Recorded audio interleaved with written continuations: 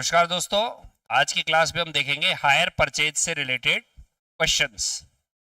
Hire purchase आप जानते होंगे कि किराया क्रय हिंदी में बोलते हैं, जिसके अंतर्गत एक व्यक्ति नगद में संपत्ति न खरीद करके इसे किस्तों के अंदर खरीदता है। लेकिन किस्तों में खरीदने और हायर परचेज में फ़र्क इतना होता है कि जब आप हायर परचेज में खरीदते हो तो मालिकाना हक अंतिम किस्त के बाद ट्रांसफर होता है, जबकि किस्तों में आप यदि संपत्ति खरीदते हो किस्त चुकाते चुकाते तो मालिकाना हक शुरू में ही ट्रांसफर हो जाता है। जैसे आप गाड़ी जो खरीद के लाते हो लोन पर, वो हायर परचेज पर लाते हो, यदि आप किस्त चुकाने में गड़बड़ करोगे तो गाड़ी लोन पास करने वाला उठा के ले जाएगा, क्योंकि अभी तक मालिक वही है। जबकि आप मोबाइल किस्तों में लाते हो तो मोबाइल किस्त के अंतर्गत जो फाइनेंस करने वाली कंपनी है वो आपको पैसे के लिए दबाव बना सकती है, वो फ़ोन नहीं उठा सकती। तो हम अभी पढ़ रहे हैं हायर परचेज में, जिसमें आप चीज तुरंत ले लेते हो बट मालिकाना हक ट्रांसफर होता है अंतिम किस्त चुकाने के बाद। तो जैसा कि सवाल आपकी स्क्रीन पर है, अंतिम किस्त का भुगतान होने तक किराया विक्रेता और किराया क्रेता के बीच में कानूनी संबंध कैसा होता है। तो जैसा कि मैंने आप लोगों को बताया कि जब तक आप अंतिम किस्त नहीं चुकाते, जो संपत्ति है वो मुख्य जो खरीदने वाला है उसको ट्रांसफर नहीं होती। अभी भी जो मालिकाना हक है वो उसी व्यक्ति का होता है जिसने इसको फाइनेंस किया है। तो यहाँ पर चार ऑप्शन दिए हुए हैं, देनदार, क्रेनदार, डेटर एंड क्रेडिटर। जो दूसरा ऑप्शन है वो है लेसर एंड लेसी, और तीसरा ऑप्शन है वो है बेलर एंड बेली। चौथा ऑप्शन प्रिंसिपल एंड एजेंट। पांचवा ऑप्शन बायर एंड सेलर। तो बच्चों इसका जो राइट आंसर है वो है सी, बेलर एंड बेली, निक्षेपक एवं निक्षेपी। यानी कुल मिला के जब तक आप अंतिम किस्त ट्रांसफर नहीं करते, अंतिम किस्त को नहीं चुकाते, जो खरीदने वाला है वो इसका मालिक नहीं माना जाएगा। इसका मालिक जो माना जाएगा वो फाइनेंस करने वाला माना जाएगा। अगला क्वेश्चन पढ़िए।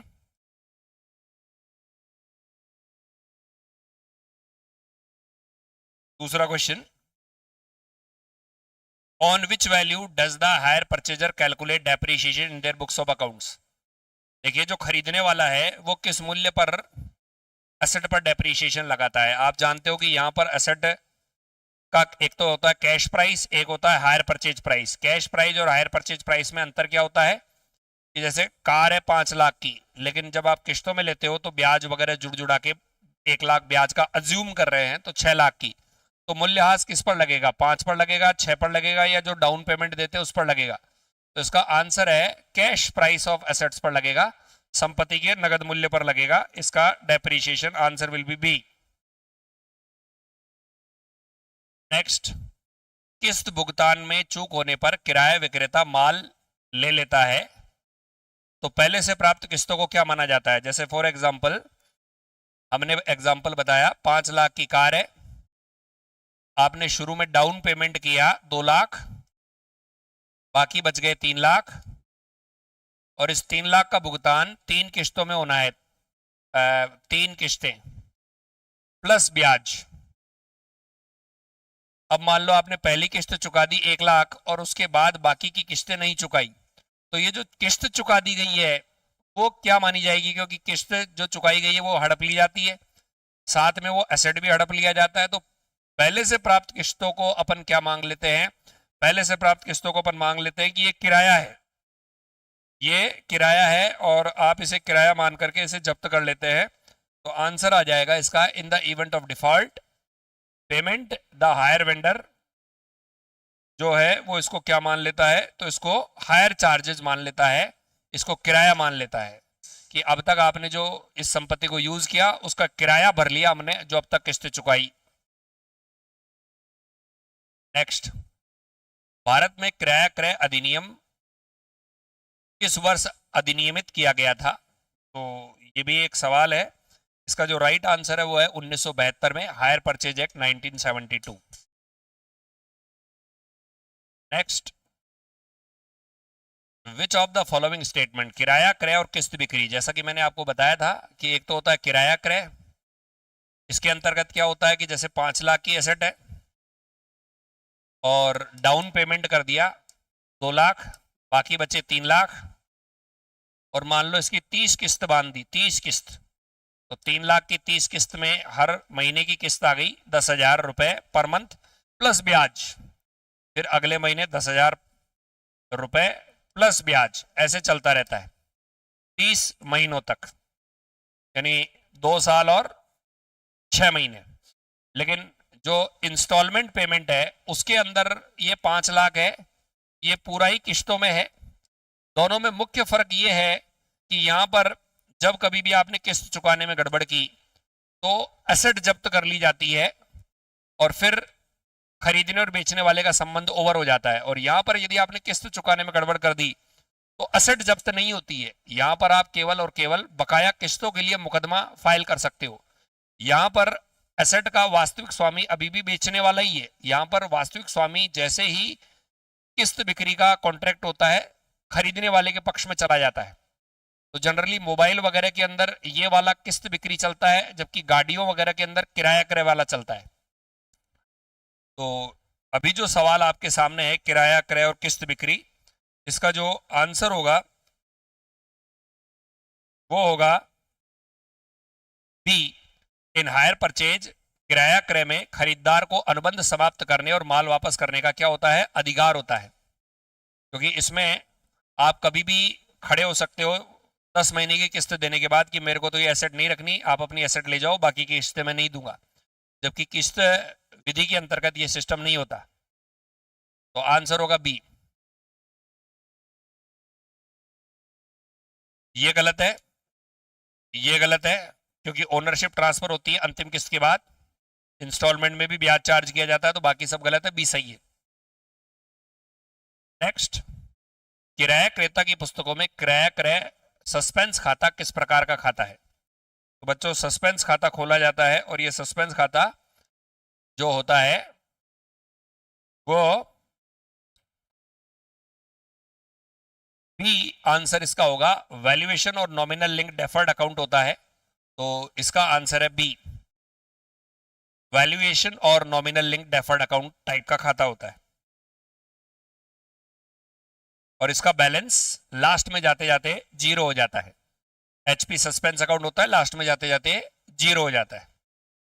यानी कुल मिला के आप क्या करते हैं, जो ब्याज की राशि है वो पूरे जीवन काल में जो भी वसूल की जाएगी वो इस सस्पेंस खाते में आ जाती है, और हर वर्ष इस सस्पेंस खाते से ब्याज कट के और जुड़ता रहता है। तो ये एक valuation link nominal link deferred account है। Next, down payment paid at the time of signing a hire purchase agreement is technically, किराया क्रय अनुबंध में हस्ताक्षर करते समय किए जाने वाले डाउन पेमेंट को तकनीकी रूप से क्या माना जाता है? तो जब भी आप हायर परचेज पे एसेट खरीदते हो, जब भी आप हायर परचेज पे क्या खरीदते हो, एसेट खरीदते हो, तो आपको तुरंत प्रभाव से डाउन पेमेंट चुकानी पड़ती है, और ये डाउन पेमेंट जो है वो तकनीकी रूप से एडवांस माना जाता है, साइनिंग अमाउंट माना जाता है। ये साइनिंग अमाउंट आप चुका रहे हो, और वो ये है।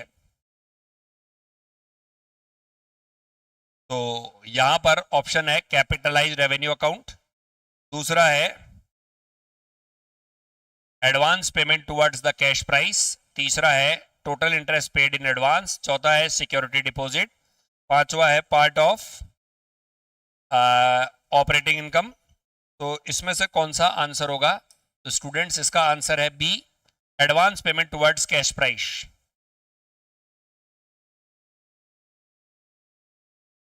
एडवांस पेमेंट है टुवर्ड्स कैश प्राइस में, ठीक है। Next, under the full cash price method how is the asset shown in the hire purchaser balance sheet during initial year? जो फुल कैश प्राइस मेथड है, जिसके अंतर्गत पूर्ण नगद विधि है, शुरुआती वर्षों में किराया क्रेता के तुलन पत्र में संपत्ति को कैसे बताया जाता है? तो जो भी एसेट है उसकी कैश प्राइस माइनस अब तक लग चुका डेप्रिसिएशन घटाने के बाद जो बैलेंस बचता है वो बैलेंस शीट के एसेट साइड में आता है। तो ये बैलेंस शीट और ये बैलेंस शीट में एसेट, एसेट में से इसकी कैश प्राइस, और इस कैश प्राइस में अब तक लग चुका डेप्रीशिएशन इसमें से लेस कर दिया और उस मूल्य पर बताया जाता है। तो एसेट की cash price accumulated depreciation amount less करके बताया जाता है। तो डी आंसर इसका सही होगा। Next, the difference between total hire purchase price and cash price of asset को मैंने आपको बताया था कि hire purchase price is equal to cash price of asset plus इसके किस्तों में लिया जाने वाला ब्याज ये है। तो इन दोनों का अंतर है मुख्यतः ब्याज। तो total interest answer will be C. Next, when the hire vendor repurchase the asset completely on default which account is credited in the books of hire purchaser to close the accounts। जो खरीदने वाला है उसमें कौन सा account credit किया जाता है? तो एसेट अकाउंट क्रेडिट किया जाता है कि जो एसेट आपके पास थी, अब ये जब्तीकरण के समय एसेट अकाउंट क्रेडिट हो गया है, तो एसेट अकाउंट को क्रेडिट किया जाएगा ताकि एसेट खाता बंद हो जाए और यहां पर हायर वेंडर के खाते को डेबिट किया जाएगा। तो आंसर होगा बी। यहां पर एसेट अकाउंट को सीआर करेंगे क्योंकि एसेट आपके यहां से जा रही है। Next, total interest calculation. A machine with A cash price of 1,60,000 is acquired on hire purchase. The terms specify a down payment of 40,000, annual installment 35,000. What is the total interest payable under this contract? तो बच्चों यहाँ पर ये जो सवाल है इसमें आपको ब्याज की गणना करनी है कि ब्याज टोटल कितना होगा। तो कैश प्राइस जो है वो 1,60,000 है। अब इस 1,60,000 रुपए की कैश प्राइस के अंतर्गत आपको ये देखना है कि किस तरह से ये काम करेगा और ब्याज की गणना आपको करनी है। तो ये देखिए, कैश प्राइस 1,60,000,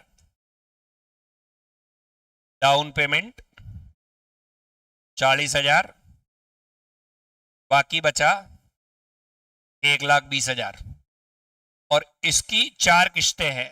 कितने रुपए की है किस्तें? 35,000 की एक है। और यहां पर कुल ब्याज की गणना करनी है। तो 35,000 इंटू 4 करेंगे तो ये आया 4 × 3 = 12, 13 × 14, 1,40,000। तो डाउन पेमेंट का भुगतान हुआ 40,000, किस्तों में भुगतान हुआ